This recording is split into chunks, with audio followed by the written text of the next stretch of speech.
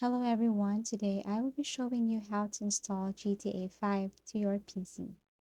Go to your Google web browser and kindly type GTA 5, and once it appears, click download. Now always remember that this game is not for free, so you need to buy or purchase the game using your card, PayPal, and other payment methods. Now here's two options, click the second one and click download. Now it will take you directly to this page where you can see different types of payment method for you to purchase this product. So all you have to do is to read the instructions here and then kind of click buy now. Wait a little bit and it is showed here that it is added in your cart.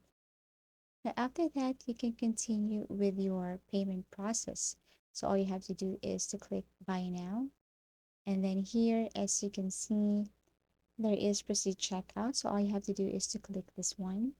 It will take you to this page where you can see your payment providers and a payment method. So all you have to do is to click any of this. For example, if you want to purchase the game via Enable Wallet, just click this one.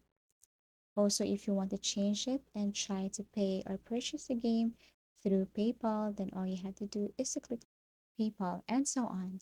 Once you have this, you can get or you can enjoy the game GTA. If you find this video helpful and informative, give it a thumbs up. Subscribe for more video tips and video tutorials.